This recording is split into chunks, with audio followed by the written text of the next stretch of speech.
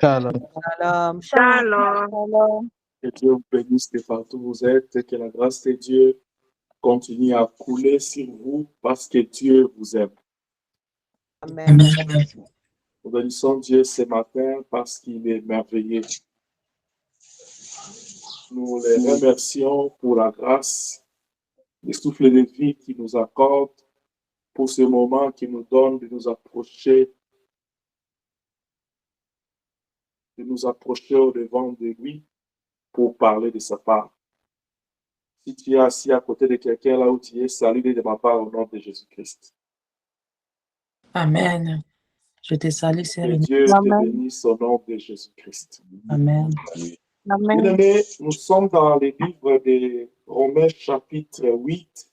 Nous allons lire les versets 38 à 39, où nous étions en train de parler depuis le mercredi sur une autre clé de comment survivre à ce temps ici en tant qu'appelé.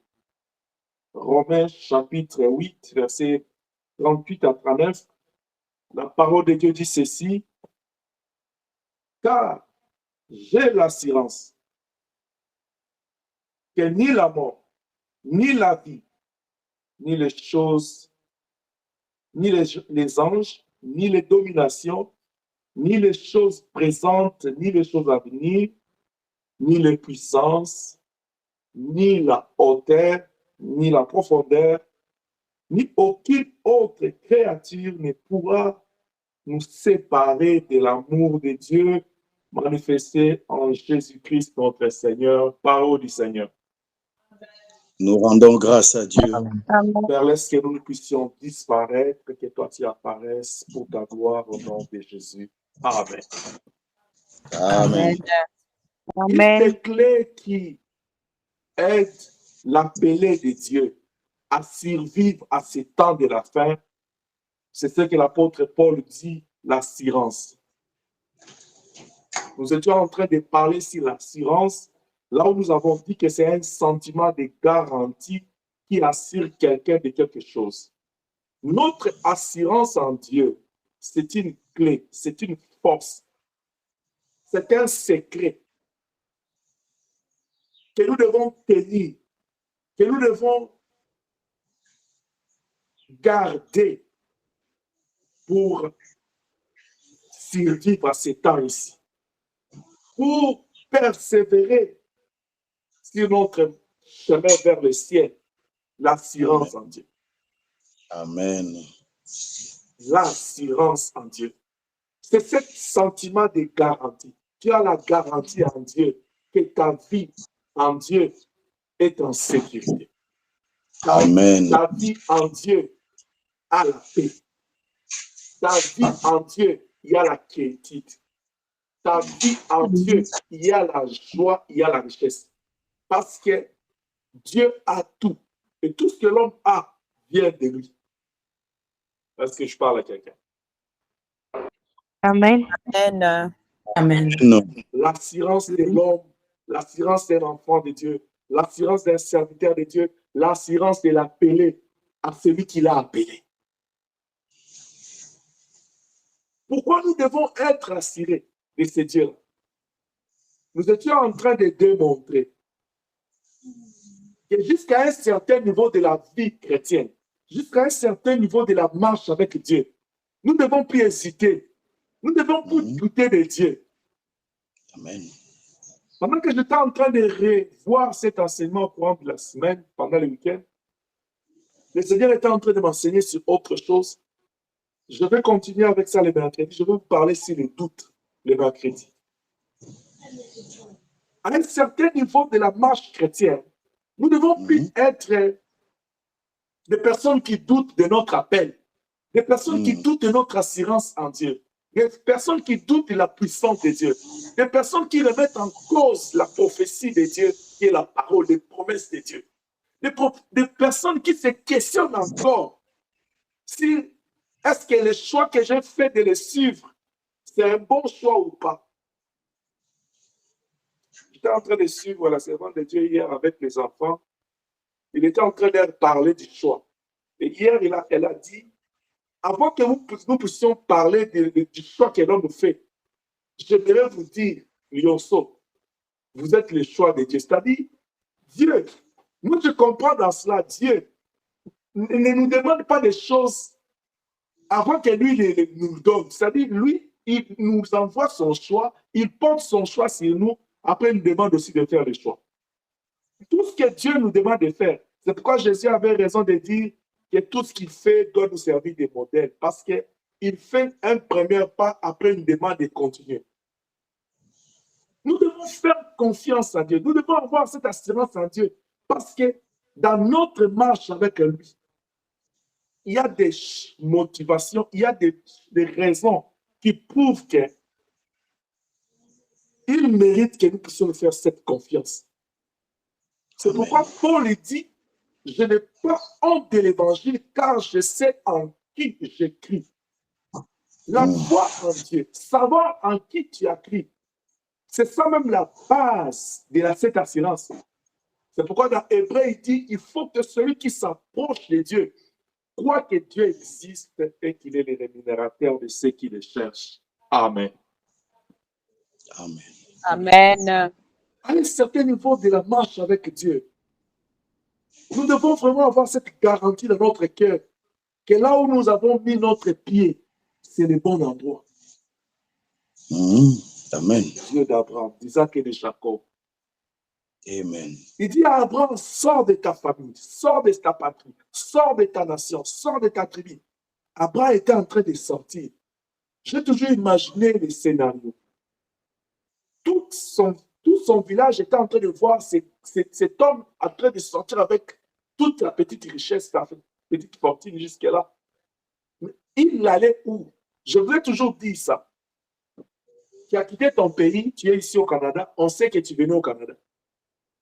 Mais Abraham allait quelque part où il ne connaissait pas. Tu quittes ton pays, tu viens ici en Amérique ou en Europe, partout où tu es. Au moins, on sait, on peut te joindre par ton numéro. Même si tu changes, tu vas les contacter. La technologie a tellement évolué. Mais Abraham allait quelque part où il n'allait même pas envoyer une lettre. Et quand on lui demande où vas-tu, au moins on sait le village là où tu pars. Il dit, je vais vers où Dieu m'indiquera. Mais au moins, il avait l'assurance que c'est Dieu qui lui a dit. Il a cru à cette voix. La Bible dit la foi vient de ce qu'on entend. C'est à cause de ce que tu as entendu de ces dieux que tu as cru en lui, tu as fait confiance en lui. Cette assurance-là que tu as de faire les bons choix, de garder Dieu dans ta vie, c'est ce qui va te donner la force de vaincre ces temps, de surmonter les tentations, les épreuves, les difficultés, les souffrances de la vie. Parce que quand Paul arrive à ce stade pour dire que j'ai l'assurance ni la mort, Paul avait braqué la mort. Il avait fait face aux épreuves. Il a fait face à l'humiliation. Il a fait face aux critiques. Il a fait face aux menaces. Il a fait face. Jusqu'au point où on lui disait, ne va pas là-bas, on cherche la mort. Il dit, je vais aller parce que j'ai une mission accomplie. Parce qu'il savait en qui il avait cru. L'assurance en Dieu, c'est une garantie. C'est pourquoi, quand Papa Félix était en train de dire au début que le Seigneur, il sentait en lui quelque chose monter toujours dans son cœur pour dire que votre cœur ne se trouble point. Ayez la paix, parce que celui qui est en Dieu, il doit avoir l'assurance. Quand tu as l'assurance en Dieu, c'est une garantie. Que la présence de Dieu abonde en toi là où tu es. Que la présence de Dieu te couvre. Que la présence de Dieu te sécurise. Et qu'il te rassure que Dieu est avec toi. Amen. Amen. Amen. Amen. Nous avons dit le mercredi les motifs de cette assurance. Cette assurance doit être attachée à la nature personnelle de Dieu, à la nature de Dieu, à la vraie nature de Dieu. Quand nous parlons de la nature de Dieu, nous voyons son amour et sa fidélité. C'est des choses. J'ai l'assurance en Dieu parce que je sais que Dieu est amour. Et si vous allez dans 1 Corinthiens 3, vous allez voir que la Bible dit l'amour supporte, l'amour pardonne. J'ai l'assurance que même la mort, même les péchés ne peuvent pas me séparer de Dieu et peut couper ma communion avec Dieu. Mais si je me répands de tout mon cœur, je retourne vers le Seigneur. La Bible dit, il ne remet pas dehors celui qui revient vers lui. C'est-à-dire, j'ai l'assurance que non, pour l'amour de Dieu, là, Dieu accorde sa mort, il dit, pour l'amour de Sion, je ne me tairai point. Alléluia. Amen. Amen. L'amour que Dieu a pour l'homme, c'est tellement profond, c'est tellement grand, c'est un mystère que Jean 3,16 dit, car Dieu a tant aimé le monde. Son amour pour l'homme, j'ai toujours dit, Dieu a mis, il a atteint le comble de l'amour pour l'homme. Dès le commencement, Dieu crée l'homme, il dit, faisons l'homme à notre image. On ne l'a pas demandé, on ne l'a pas envoyé. Mais par son amour, Dieu façonne l'homme à son image. Depuis que Dieu a imprimé son image dans l'homme, Dieu voit l'homme autrement, différemment des autres créatures. C'est pourquoi quand l'homme a péché, le Seigneur vient. Il savait que l'homme avait péché. Oh Dieu d'abord. Souvenez-vous, quand Moïse demande à Dieu, il dit, je vais te voir. Dieu lui a dit quoi? Il dit, l'homme pécheur ne peut pas voir Dieu et vivre. Dieu savait qu'Adam et Ève étaient dans le péché. Et il venait vers eux dans toute sa sainteté. Est-ce que quelqu'un me suit là? Amen. Il dit à Moïse, l'homme pécheur ne peut pas me voir et vivre. Mais Adam et Ève dans le péché, Dieu quitte le trône. Dans sa sainteté, il vient vers l'homme. Il dit, où est-il? L'amour de Dieu couvre le péché de l'homme et permet à l'homme de communier avec Dieu. Amen. Pendant que Dieu parlait avec Adam, là, Adam ne s'était pas repenti. Il était dans le péché. En principe, partant de ces principes bibliques, il allait mourir. Mais l'amour de Dieu a couvert Adam et Ève, a permis que Dieu puisse avoir une conversation avec eux. C'est pourquoi, si tu veux être rassuré, si tu veux être garanti de la vie de Dieu en toi, du bonheur de Dieu en toi, appuie-toi sur son amour. Regarde son amour dans ta vie. Amen. Amen. On lui dit apporter à Job la nouvelle, on dit, Job, tu es là, en train de rester, de contempler c'est quoi? Qu'est-ce que tu fais là? Tes enfants, ils sont partis, ta richesse. Il dit, béni soit le nom de l'Éternel, parce que l'Éternel a donné, l'Éternel a repris. Ni on sort du sein de nos mamans et ni on rentre du sein de la terre. Que le nom de l'Éternel soit loué. Quand Job disait ça, ça paraît facile. Mais dans ça, il voyait, il était en train de parler, de nommer, de citer l'amour de Dieu. Parce qu'il dit, on vient mais vite, mais on possède quelque chose sur la terre. Ce qu'on possède là, tout ce qu'on reçoit, tout ce qu'on a vient de Dieu. L'assurance en Dieu doit être ta garantie. Tu dois être garanti, tu dois être rassuré, tu dois être confiant que non, là où j'ai touché, là où j'ai tenu là, même si le vent souffle à gauche, même si ça souffle à droite, je ne vais pas basculer, je ne vais pas tomber, je ne vais pas m'enfoncer. C'est pourquoi l'apôtre Pierre, quand il a vu le Seigneur sur les eaux, avant de mettre les pieds sur les eaux, il voulait se rassurer que c'était bien lui. Il dit, si c'est toi, ordonne que je vienne. Ne fais pas une chose si tu n'es pas rassuré que Dieu est avec toi dans ça. Ne dis pas une chose si tu sais que tu n'es pas convaincu que Dieu est dans ça. N'engage pas Dieu dans des choses où il n'est pas. Je me rappelle de mon père dans la foi, il disait toujours, n'introduis pas Jésus dans les choses là où il n'est pas, il ne se retrouve pas.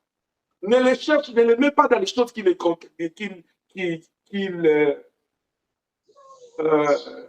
pas responsable. L'assurance de Pierre, il dit à Jésus, si c'est toi, moi je vais me rassurer que si c'est toi, ordonne que je vienne. Le Seigneur lui a dit, viens. Il a posé son pied sur la parole qu'il avait besoin. Notre assurance en Dieu, à ces temps de la fête, la Bible dit rachetez les temps car les jours sont mauvais. Ces temps ici présents, c'est les temps mauvais où le ministère de l'iniquité de l'impie agit déjà. La Bible dit qu'il faut seulement que celui qui les retient soit arraché, soit relâché, c'est-à-dire que l'Église quitte pour qu'il puisse se tourner compte officiellement. Ce temps ici de la fin, ce n'est pas un temps facile. Quand la Bible vous dit racheter les temps, car les jours sont mauvais, la Bible sait que les jours sont mauvais. Quand 2 Timothée te dit prêche la parole pendant les temps favorables ou non, puisque vers les temps de la fin, les gens auront la démangerie de la vérité. Parce que le Seigneur, dans sa préscience, sait les mauvais temps. Bien aimé, je vais exhorter un enfant de Dieu ce matin. Ne soyons pas intelligents plus que Dieu. Ne soyons pas sages plus que les saints. Dieu, dans sa préscience, il sait ce qui va se passer une seconde après pendant que je parle. Amen. Alors, si le Seigneur prend soin de nous avertir et de nous aviser, que celui qui écoute, qui entend, écoute ce que l'Esprit dit à l'Église. Amen. Parce que le Seigneur nous aime. Nous devons nous appuyer sur sa fidélité. Parce que Dieu est fidèle. La Bible dit dans Nombre qu'il n'est pas un homme pour se repentir de ce qu'il a dit, ni un fils d'homme pour mentir. Je dis à quelqu'un, le Seigneur est fidèle. Amen. L'amour de Dieu et la fidélité de Dieu. Tu pourras lire dans 1 Jean chapitre 4, versets 7 à 19, là où la Bible te démontre que l'amour est de Dieu, l'amour vient de Dieu. C'est sa nature, c'est la nature de sa personne. Je vais lire avec toi dans Psaume chapitre 91 et 91, verset 4.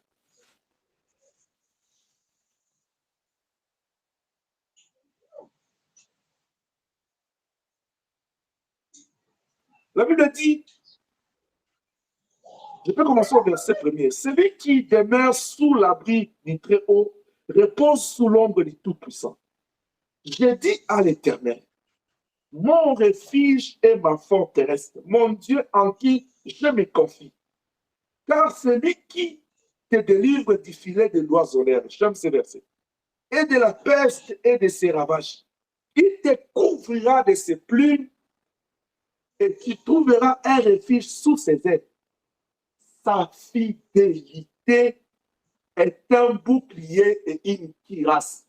Je dis à quelqu'un, tu dois faire confiance en Dieu. Tu dois être rassuré, assuré en ton Dieu parce que sa fidélité est un bouclier. C'est-à-dire, ça te protège contre les attaques, contre la maladie, contre les problèmes, contre les défis de ces temps. Les boucliers, c'est sa fidélité. C'est-à-dire, quand la Bible dit que l'Éternel est notre bouclier, en soi, c'est sa fidélité à sa promesse, à sa parole qui est notre bouclier. Parce que chaque fois, il dit, tout arme forgée contre toi sera sans effet.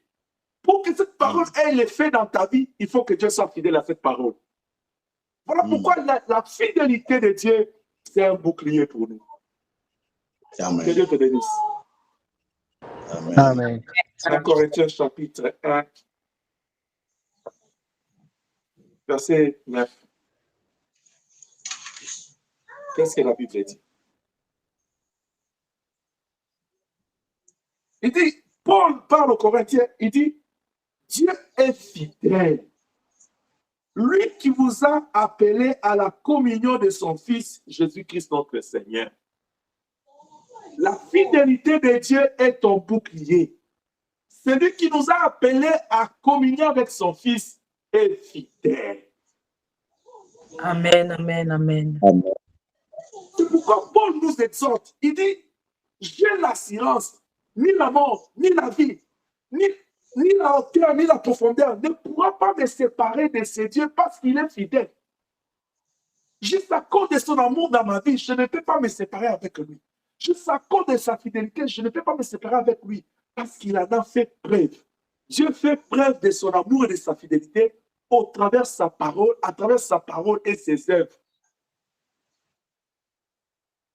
Si tu veux savoir, comprendre que Dieu est amour, lis sa parole. Regarde ses œuvres dans ta vie. Si tu veux voir la fidélité de Dieu et vivre et confirmer sa fidélité, regarde sa parole, regarde ses œuvres. Tout ce que Dieu promet, il est fait. C'est pourquoi la Bible dit ce qu'il dit, il est fait. Ce qu'il fait, il est fait. Ce qu'il Amen. désire, il a compris. Amen. Amen. Alléluia. Parce qu'il est fidèle. Amen. La fidélité, c'est sa nature. La fidélité, c'est son ADN. Il n'y a pas un fidèle comme Dieu. Un homme n'est pas fidèle comme Dieu. La fidélité, c'est Dieu. Voilà pourquoi tu dois être assuré là où tu as mis ton pied. Oh, c'est lui qui t'a dit dans l'Apocalypse 3, il dit, je me tiens à la porte et je frappe. Si tu entends ma voix, tu ouvres.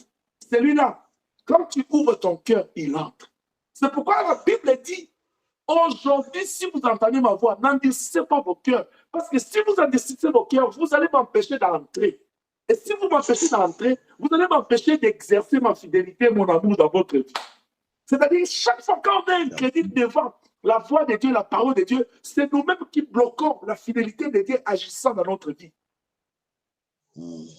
À ce moment, on commence à se questionner. Mais pourquoi il m'a promis, je ne vois pas? Pourquoi j'ai fait ceci, je ne vois pas? J'ai donné la dîme, je ne vois pas. J'ai donné mes offrandes, je ne vois pas. Allez vérifier. Est-ce que tu as encore l'assurance en Dieu? Tu as encore cette assurance?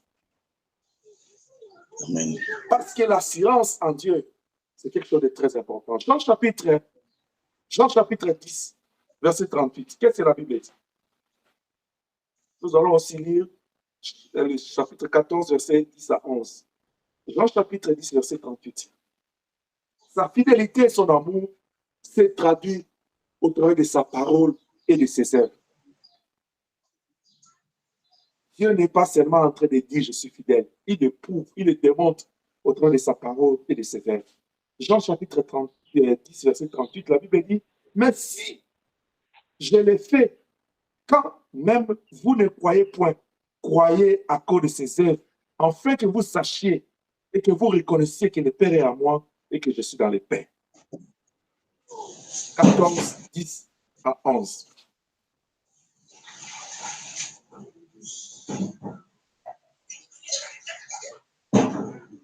Ne crois-tu pas que je suis dans le Père et que le Père est en moi?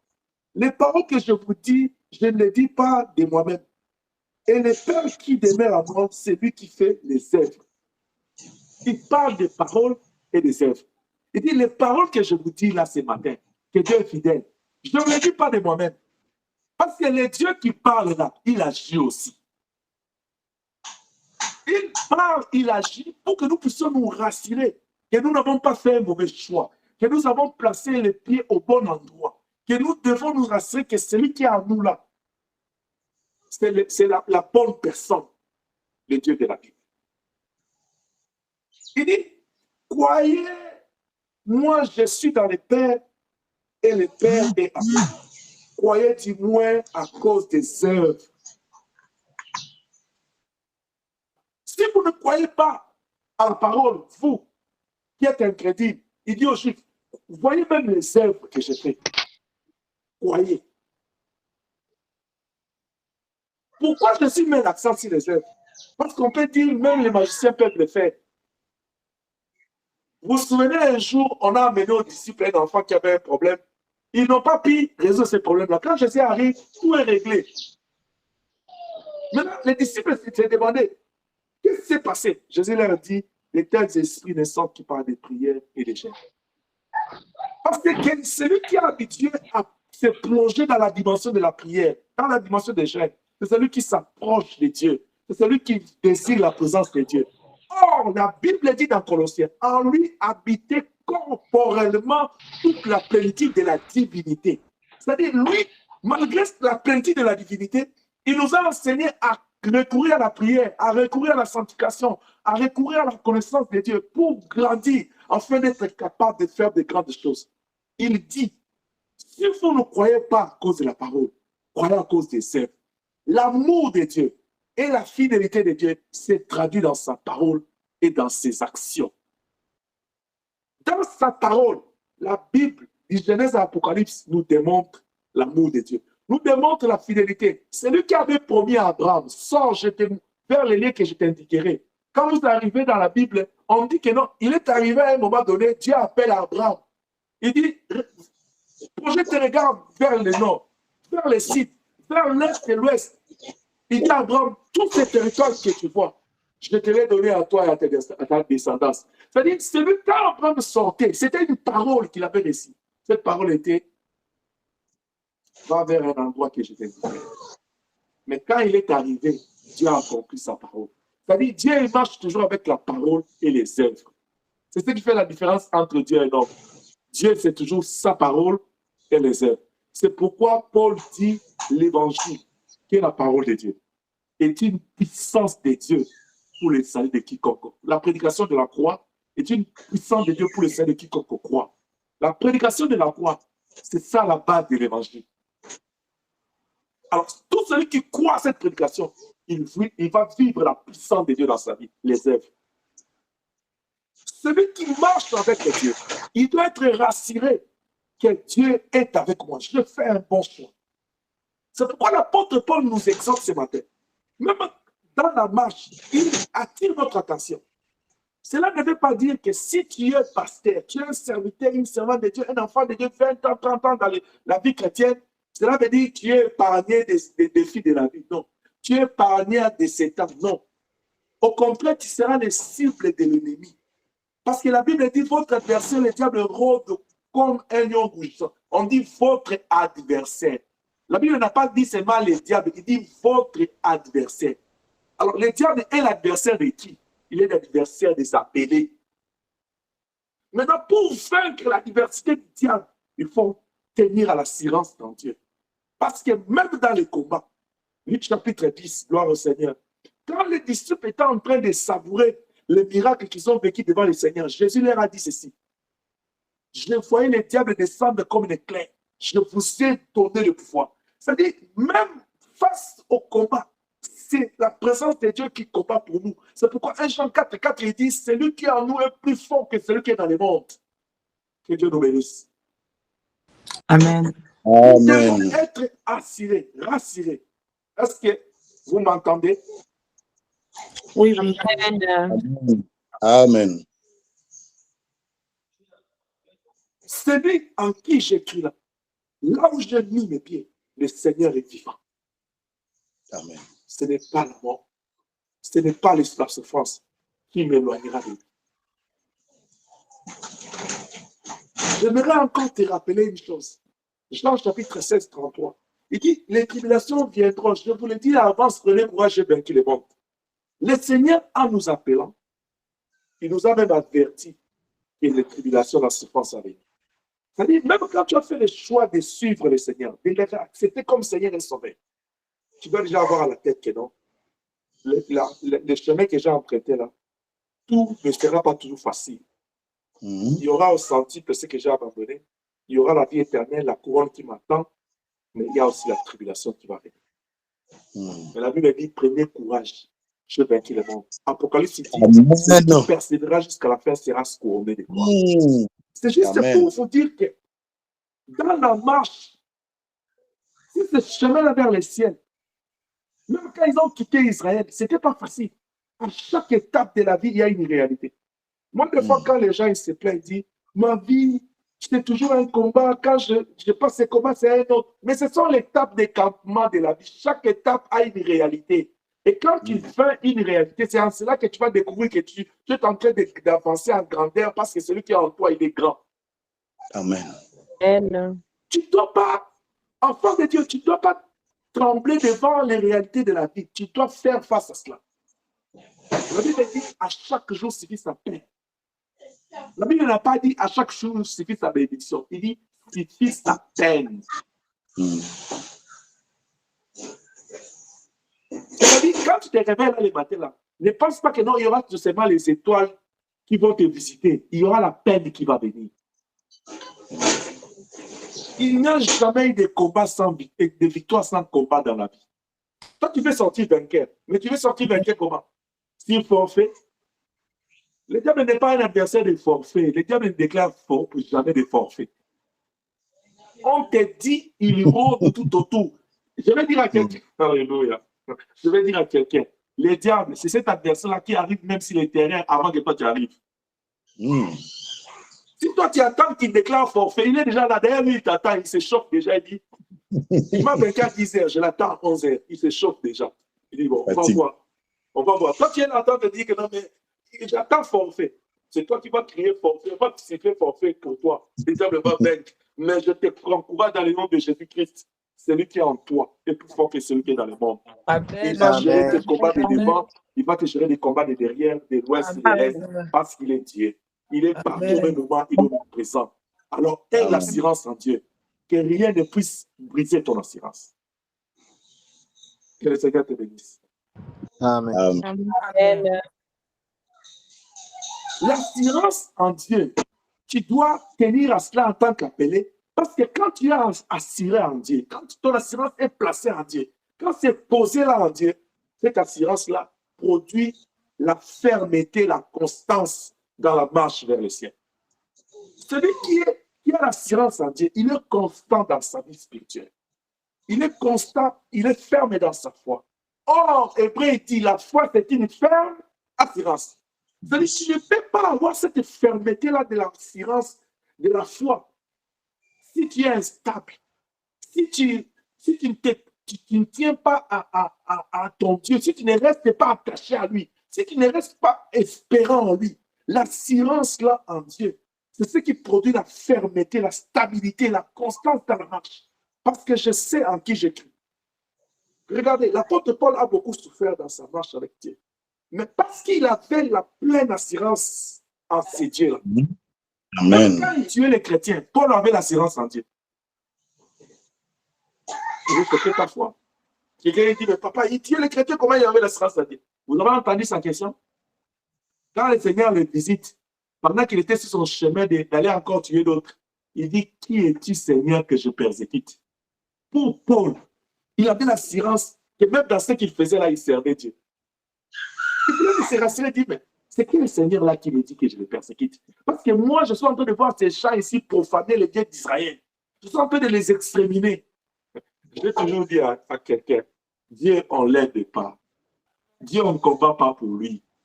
Amen. Quand Pierre croyait qu'il fallait couper l'oreille de Malchus là, pour démontrer à Jésus qu'il l'aime, Jésus l'avait déjà prévenu, il y aura un moment où tu ne vas pas me démontrer que tu m'aimes.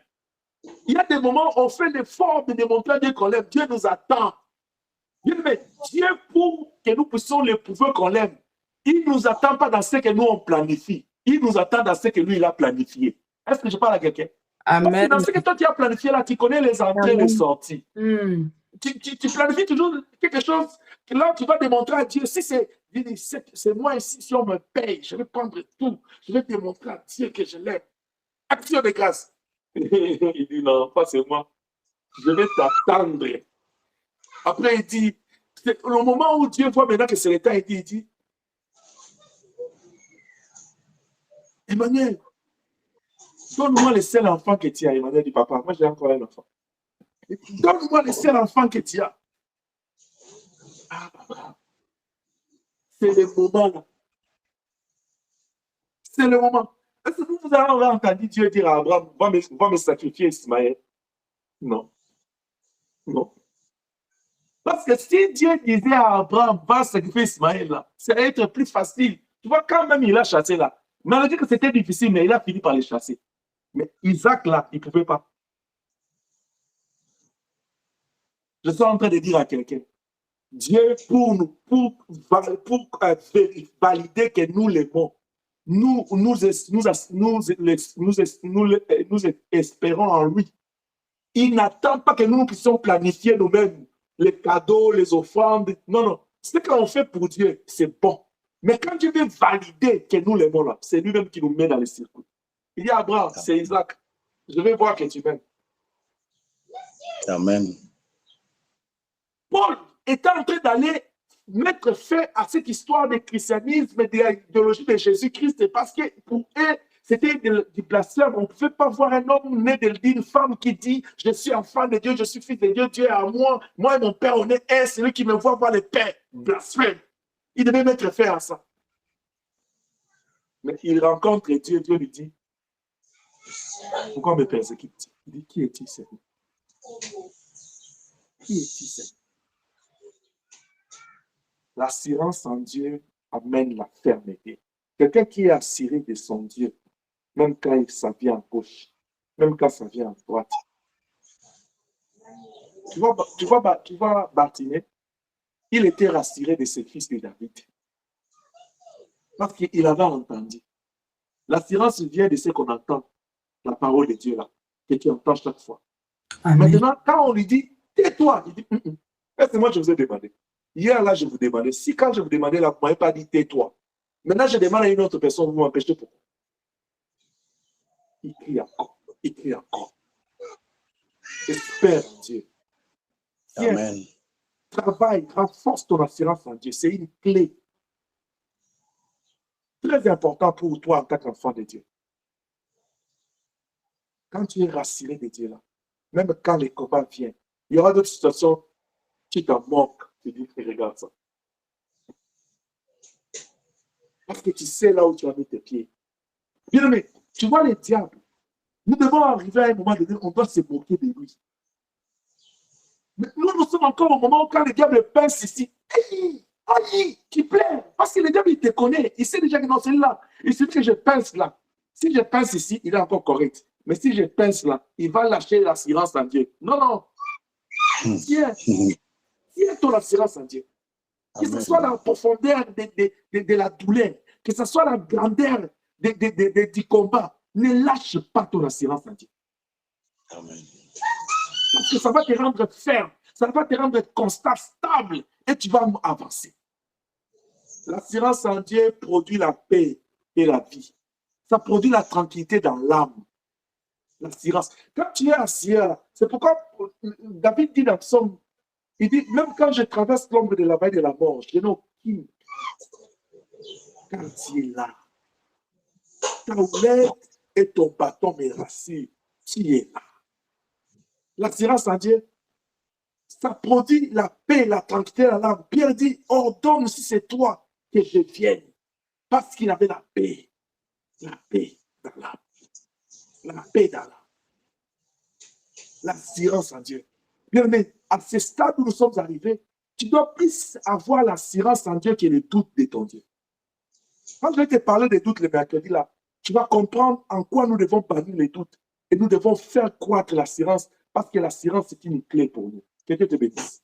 Amen. Je vais terminer ce moment pour te dire et t'encourager.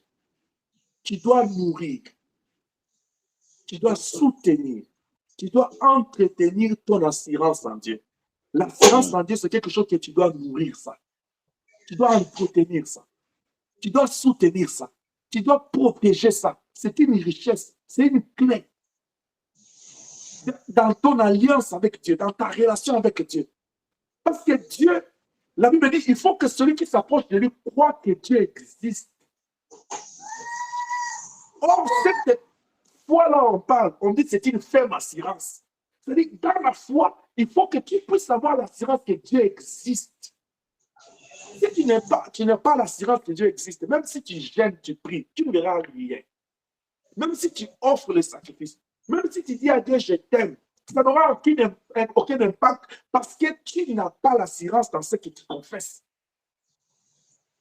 Nous devons protéger cette assurance parce que c'est ce que le diable a toujours l'habitude de vouloir arracher. Regarde, Genèse chapitre 3, il s'approche devant elle.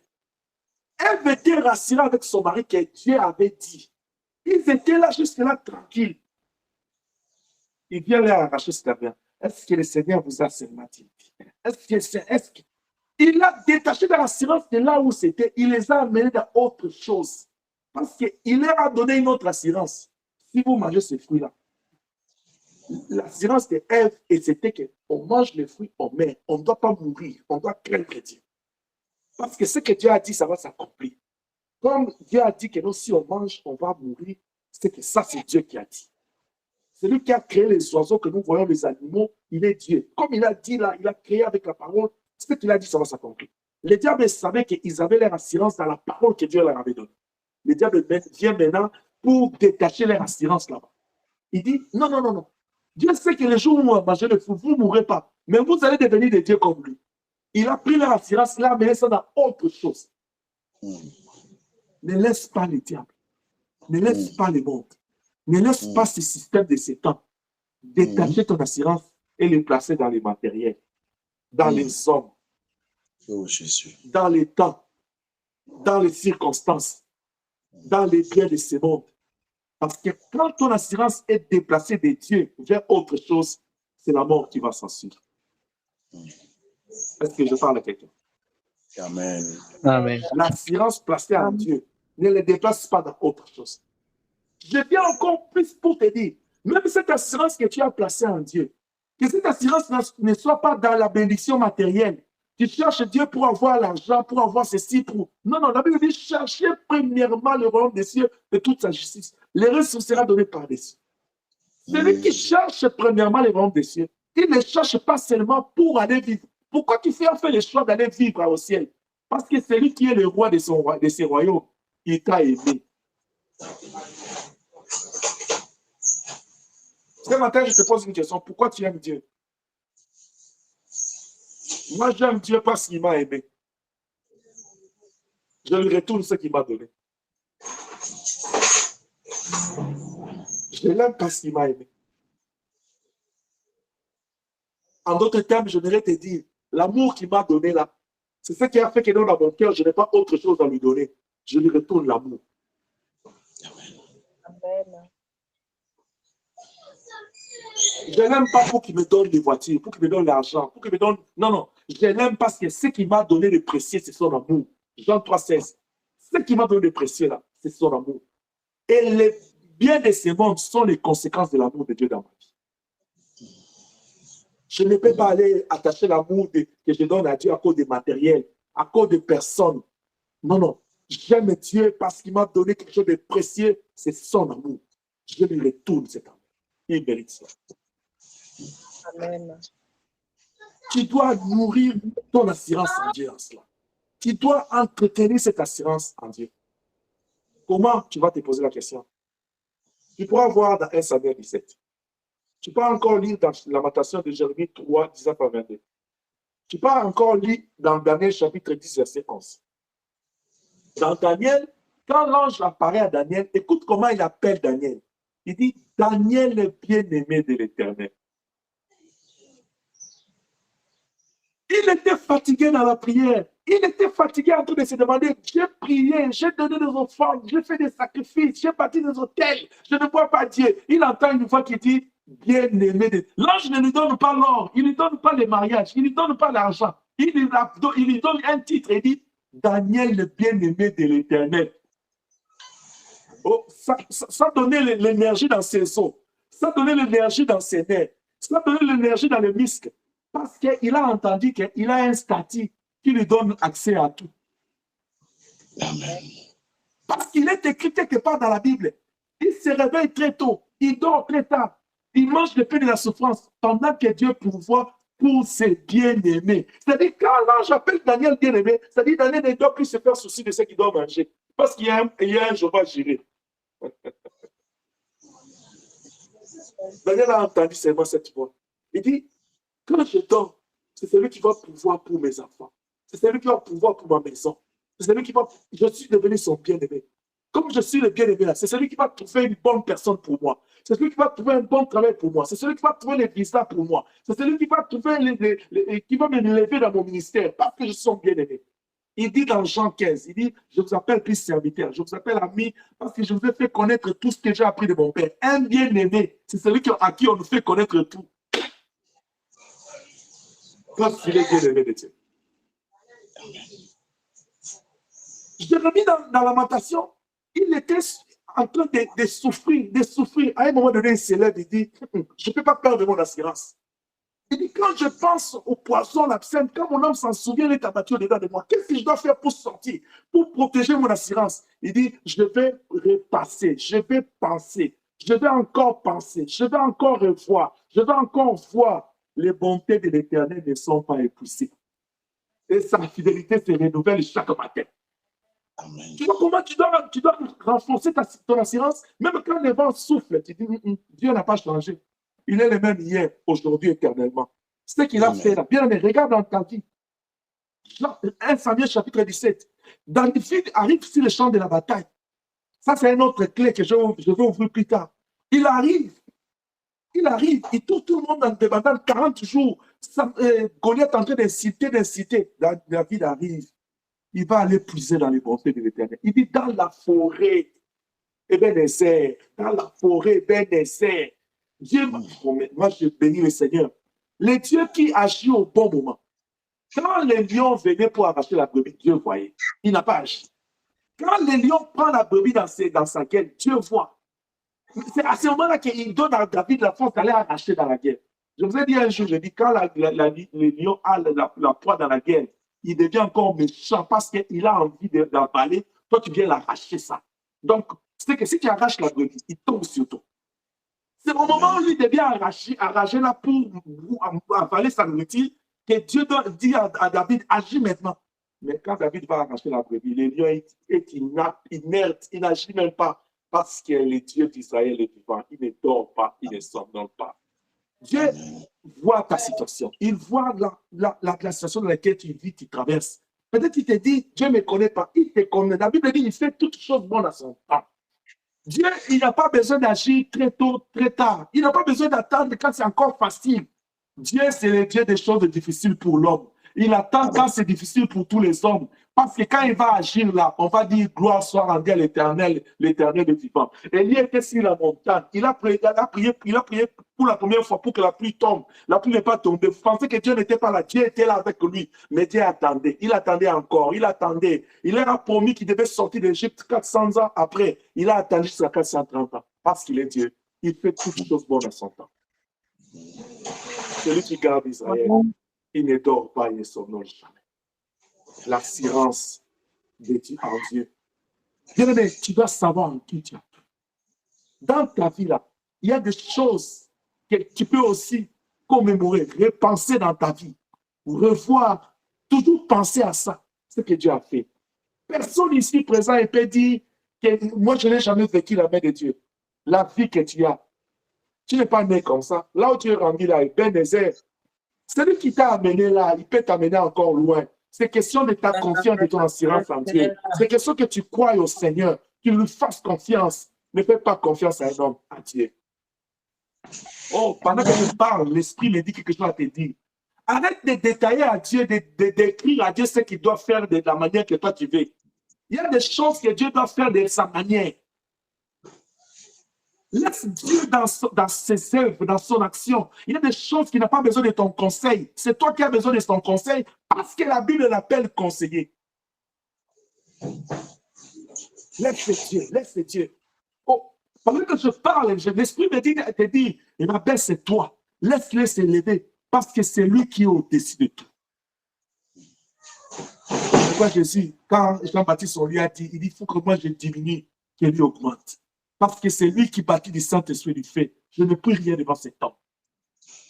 C'est pourquoi vous avez entendu Marie quand on lui dit, il dit, je n'ai pas connu d'homme. Mais quand l'homme au litre découvrira, il dit, qu'il me soit fait selon sa volonté. Je suis sa servante. Il milite-toi sous la puissante main de Dieu et Dieu te lèvera. Amen. Que le Seigneur nous aide. Que le Seigneur bénisse cette parole. Que le Seigneur fortifie quelqu'un ce matin. Que le Seigneur te soutienne là où tu es. Jean 14, verset 1 à 2, dit que ton cœur ne se trouble point. Sois rassuré en Dieu. Tiens à ton assurance. C'est lui en qui tu t'es assuré là. C'est plus que l'assurance de l'auto de la maison que tu as. Il s'appelle Dieu. La Bible dit tout est possible à lui. Et tout est possible à celui qui croit. C'est lui le maître des temps des circonstances. C'est lui le créateur de toutes choses. C'est lui Dieu. Et la Bible dit dans Romains, s'il est pour toi, il sera encore pour toi. Si c'est lui qui justifie, il va t'acquitter. Que le Seigneur t'aide là où tu es. Merci, Lève-toi là où tu es. Lève tes deux mains. Commence à dire merci à Dieu. pour Alléluia. cette parole que tu as écoutée. Lève tes deux mains, commence à prier. Ouvre-moi ton micro, bien-aimé. Commence